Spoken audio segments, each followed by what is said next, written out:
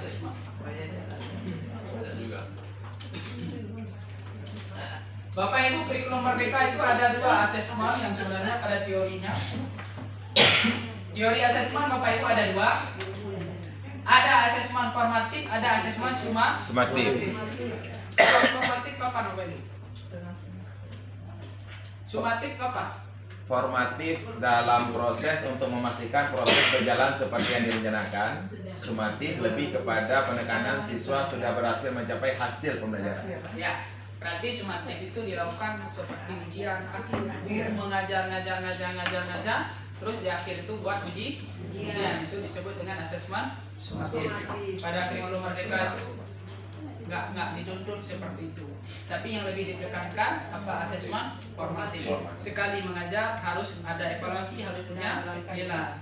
Nah itu Bapak Ibu, sekali mengajar punya nilai, besok masuk lagi punya asesmen. Nah gitu. Pada kipas ini pada elemen Al-Quran dan hadis peserta didik mampu membaca surah-surah pendek atau ayat Al-Quran dan menjelaskan pesan pokoknya dengan baik. Terus ke bawah ya. Kompetensi yang dituju capaian pembelajaran peserta didik mampu membaca surah-surah pendek atau ayat Al-Quran dan menjelaskan pesan pokoknya dengan baik. Kemudian di sini dalam elemen capaian pembelajaran di sini ada 5. Cuman kami hanya ambil satu pasti, yaitu Al-Quran dan hadis. 5 elemen tadi dia ada akidah, ada fikih, ada seterusnya. Di sini kami mengambil salah satunya yaitu Al-Quran dan hadis. Kemudian hubungan dan peran elemen dengan kompetensi yang dituju, capaian pembelajaran, pendidikan agama Islam dan budi pekerti menekan.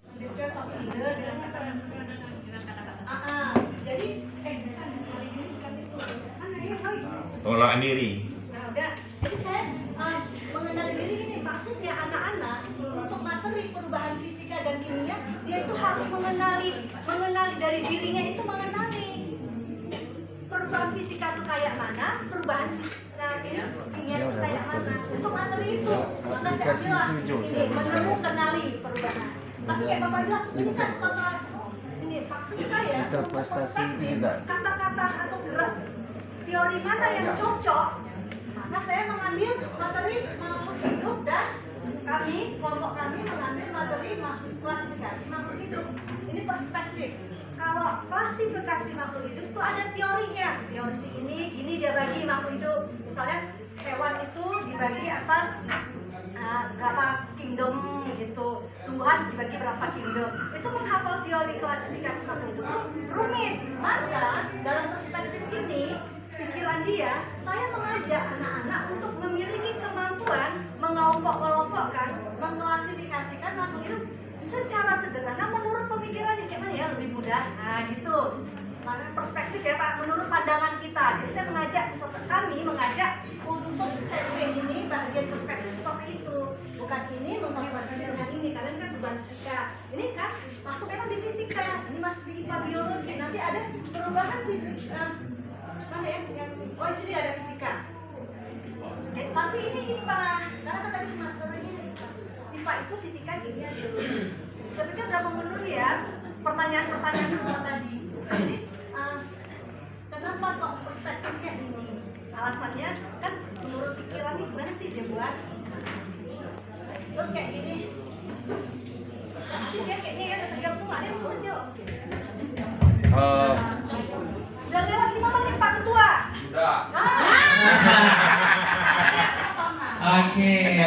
Sudah Bu? Nah, wassalamualaikum. Mohon maaf kalau belum puas. Kami sudah menuntaskan tugas kami.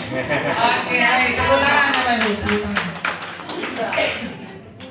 Oke, Bapak Ibu, kita kan di sini sama-sama berkolaborasi ya. Sama-sama kan masih dari ada yang sudah dapat, ada yang belum gitu ya. Gak apa-apa Bapak Ibu, ini sudah bagus dari itu.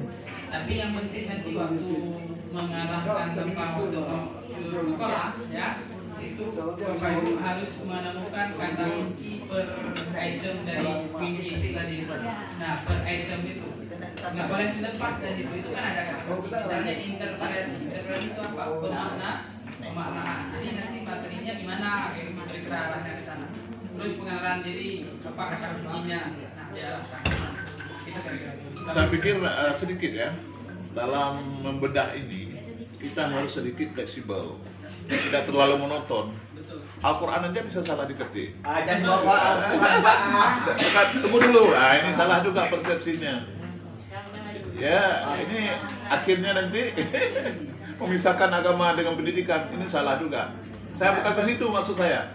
Artinya begini, kalau ada tulisan situ, apalagi teori oleh satu orang, bisa saja dia terus keliru dalam menulis. Kita bukan patung di sini, kita para ilmuwan juga, dokter juga bisa membuat materi sendiri.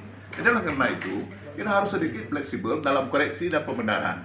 Kita tidak mentah-mentah menerima, untuk apa kita bedah ini kalau mentah-mentah kita terima kan? Saya pikir begitu, jadi tenang kita, tidak terlalu stres nanti. Oke, makasih. Perspektif itu juga harus jelas kita, karena konsepnya kan sudah ada. Kalau memang pandangan kita berbeda, tidak jadi masalah. Tapi saya melihat begini, menyangkut pertanyaan-pertanyaan tadi, apa yang harus kita isi, itu harus kembali pada definisi yang ada. Tidak bisa kita karena kita ingin untuk fleksibel, lantas kita buat cara yang lain. Nah itu ya yang tidak sesuai. Patronnya kan sudah ada. Patron inilah yang coba kita ikuti. Kalau memang ada perspektif kepikiran yang lain itu bisa saja. Tapi kode dan aturan yang sudah ada harus kita ikuti. Tidak bisa sembarangan juga, Pak. Kalau patronnya salah juga nggak bisa. Oke, baik Bapak Ibu, saudara ini sangat luar biasa. Nah, Bapak Ibu dalam teori pembelajaran itu kan tadi saya menyodorkan di awal tuh nanti kan ada pilihan Bapak Ibu, ada 3 pilihannya Bapak Ibu. Yang pertama boleh pakai apa? Taksonomi belum, boleh pakai taksonomi belum. Silakan Bapak Ibu pakai taksonomi. Biasanya kalau saya di pelatihan-pelatihan itu lebih ke taksonomi belum karena itu sudah familiar di kalangan. Ya kan? Nah, kalau mau pakai yang ini silakan. Kalau mau pakai Marzano pun silakan, nggak apa-apa. Jadi masing-masing orang itu punya kelebihan masing-masing Bapak Ibu. Nah, jadi ada 3 aturan. Nanti maksudnya jangan guru nanti pakai yang ini Bapak Ibu tidak Terima. ya gitu, nggak menerima gitu ya, itu boleh ya Bapak Ibu, boleh. Kalau di Bandung itu, di UPI Bandung itu kan Universitas Pendidikan Indonesia memang membahas tentang teori pendidikan. Orang itu kebanyakan ada yang pakai Marzano tadi. Boleh, nggak apa-apa. Berarti yang jelas, berarti harus jelas definisinya. Nah gitu, harus berarti kalau dia pakai Marzano, berarti dari awal sampai terakhir ketika dia susun TV itu berarti harus menuju konsep Marzano. Nah gitu, itu bebas. Tidak boleh di. Ya, nanti susah. Mazhabnya itu Ya. harus lurus. Jelas. Banyak campurnya misalnya kayaknya. Ya, minum dulu. Istirahat dulu ya. Merokok. Smoking dulu. Sorry Pak.